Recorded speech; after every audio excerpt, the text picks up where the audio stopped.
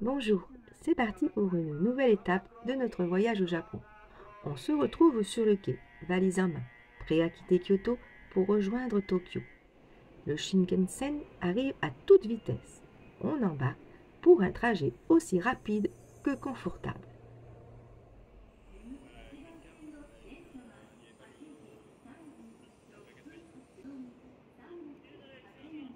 Arrivé à Tokyo, avant d'aller à l'hôtel, nous allons manger au restaurant Katsushika. Ici, on commande via une machine qui se trouve sur la table. Tout est rapide et efficace. C'est une façon de faire qu'on retrouve souvent dans les restaurants au Japon.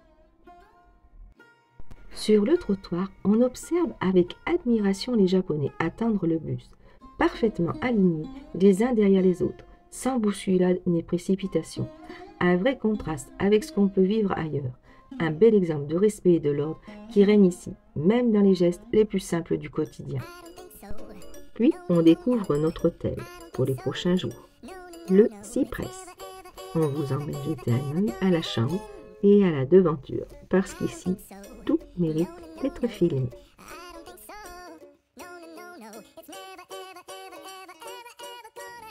Le WC japonais, ça, c'est le top. Le top de chez Top. Voilà, c'est très bien. On va être au centre de Tokyo. Franchement, super. Il y a même un aspirateur. Ouais, c'est bon.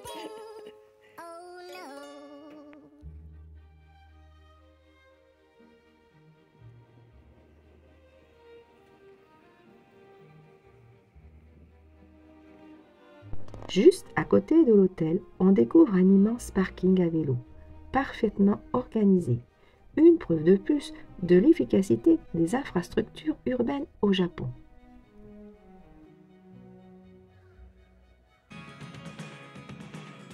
Près de notre hôtel, vers la gare, on découvre ces statues trop mignonnes. Ce sont les Monchichi, qu'on connaît en France sous le nom de Kiki.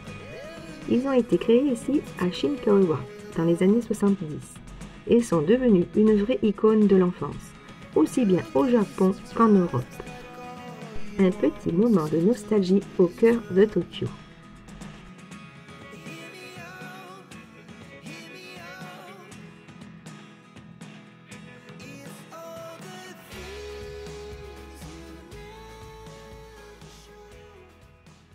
Et là, c'est rigolo, regardez, il y a des distributeurs avec des gâteaux, des choux à la crème, des éclairs. Hein, c'est marrant. Alors là, nous sommes dans une grande surface, enfin une grande surface, un peu comme un Carrefour Market ou autre. Et là, il y a des légumes, bah écoutez, qu'on ne connaît pas. Alors là, on a fait la traduction, c'est du lotus. Là, c'est de la famille des koshi. Et ça aussi, et il y a ça aussi que je connais pas. Et ouais, c'est assez... C'est comme un truc de maïs. Ouais, c'est assez bizarre, ouais, c'est vrai. Hein. C'est original, ça aussi c'est pareil. Je sais pas ce que c'est. Après, il faudrait faire la traduction. C'est original. Hein. Ça aussi, là, j'en ai jamais vu moi de ça, là. Ça doit être du soja, non?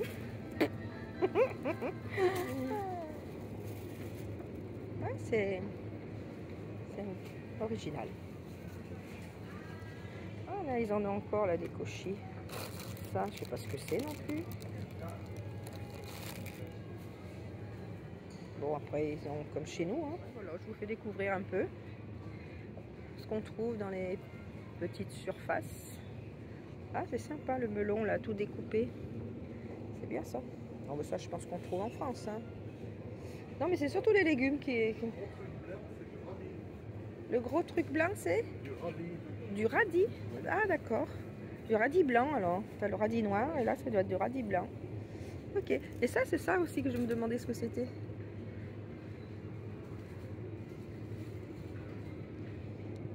Enfin, voilà.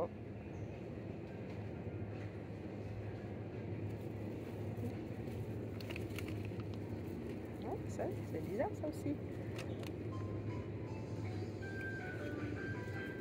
Ouais, il y a ça.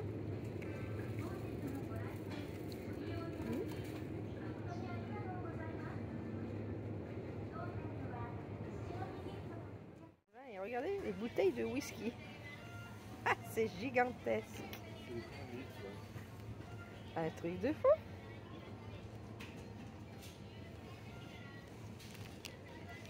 C'est combien de litres? Tu dirais des bouteilles d'huile. 4 litres. 4 litres. Allez, je prends, je vais voir.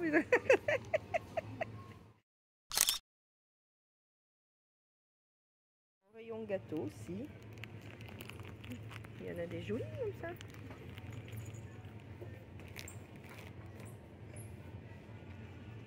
Ouais, un petit peu de tout.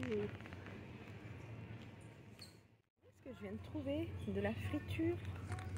Alors juste, je suis chargée, j'arrive pas à vous faire voir. Mais il fait des poissons. Ah, c'est rigolo.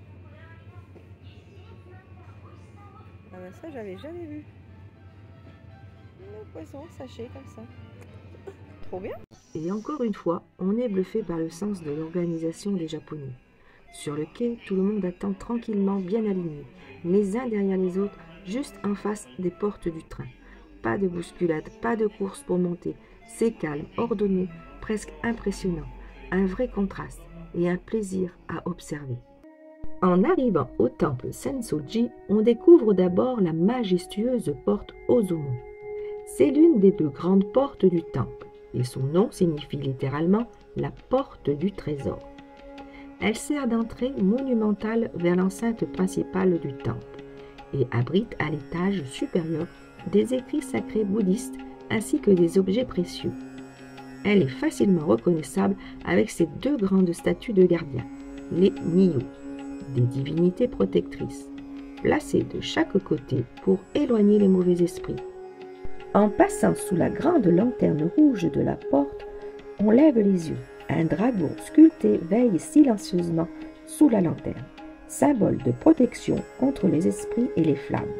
Il incarne la puissance mystique qui garde l'entrée du temple.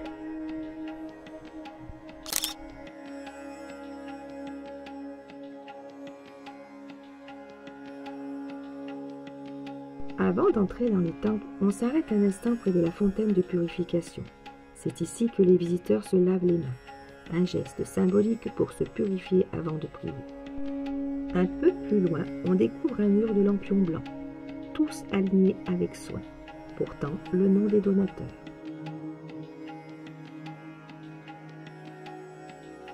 Puis vient le moment fort, le brûleur d'encens, entouré de visiteurs qui s'approchent pour s'enfumer symboliquement. Un geste traditionnel, presque rituel.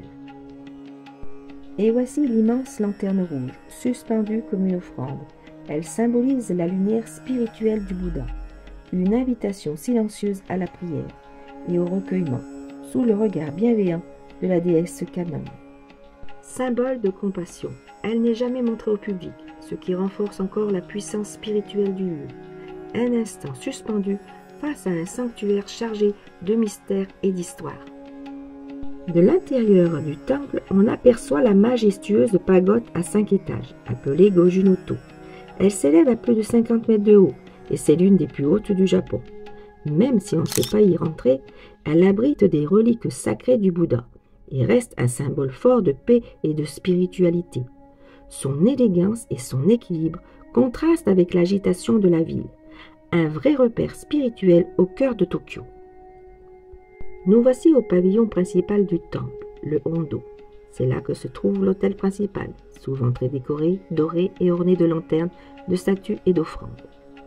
Ce sanctuaire abrite la statue de la déesse Kannon. Selon la légende, cette statue aurait été trouvée dans la rivière Sumida, au 7e siècle, et c'est autour de cette découverte qu'a été fondé le temple. La statue n'est jamais visible au public, elle est conservée à l'abri derrière un rideau dans le sanctuaire, ce qui rend l'endroit encore plus mystérieux et sacré. Près du sanctuaire, on découvre un lieu un peu plus caché, le jardin d'Enbohin, un jardin traditionnel japonais qui appartient au temple Sensoji. Ici, tout est soigneusement pensé, des statues bouddhistes, de petits sanctuaires, une cascade délicate et un étang rempli de carpes. C'est un jardin conçu pour la méditation, la contemplation, un espace sacré, réservé au calme et à la beauté naturelle. Chaque pierre, chaque arbre, chaque élément d'eau semble à sa place. dans un équilibre parfait entre spiritualité et nature. Un moment suspendu au cœur même du temple.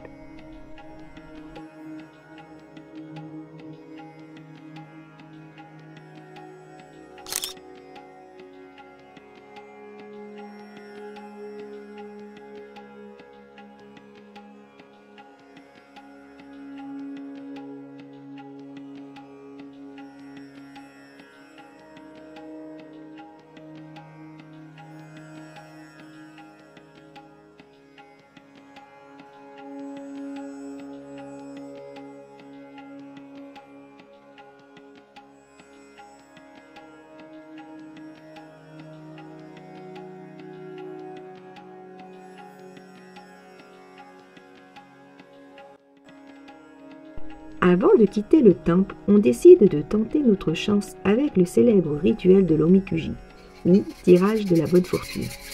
Le principe est simple. On secoue un long tube métallique jusqu'à ce qu'un bâton numéroté en sorte. Ce numéro correspond à l'un des nombreux tiroirs du meuble, situé juste à côté. On ouvre le tiroir correspondant et on découvre un papier de prédiction. Il peut annoncer la grande chance, la chance moyenne ou parfois une mauvaise fortune. Mais pas d'inquiétude, si la prédiction est mauvaise, il suffit de nouer le papier sur un support prévu à cet effet, souvent en bois ou en fil de fer, pour laisser le mauvais sort sur place. Un petit rituel amusant et symbolique entre hasard, tradition et spiritualité. Maintenant, nous allons découvrir le sommet de la mairie de Tokyo, dans le quartier animé de Shinjuku, pour découvrir son célèbre observatoire. Situé au 45e étage, à plus de 200 mètres de hauteur, cet observatoire offre une vue panoramique à 360 degrés sur toute la ville. On monte dans l'ascenseur pour accéder au 45e étage de la mairie de Tokyo, pour profiter de la vue depuis l'observatoire. C'est gratuit et la vue est incroyable. On voit toute la ville à 360 degrés. Avec ses immenses gratte-ciel, par temps clair, on peut même apercevoir le mont Fuji au loin. Le bâtiment est un vrai symbole de Tokyo, conçu par l'architecte Kenzo Tenchi. Le bâtiment lui-même est une œuvre architecturale qui représente parfaitement le mélange entre modernité et tradition japonaise. Nous avons pu profiter du calme et de la vue dégagée, malgré l'effervescence de la ville en dessous. C'est vraiment un endroit parfait pour se repérer dans la ville et apprécier la grandeur de Tokyo.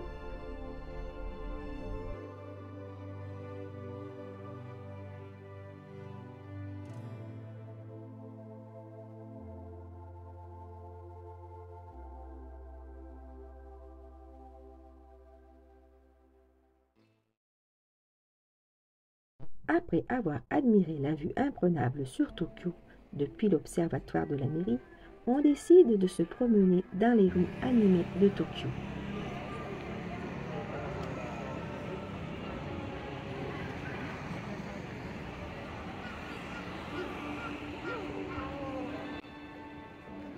Puis nous décidons d'aller manger au restaurant.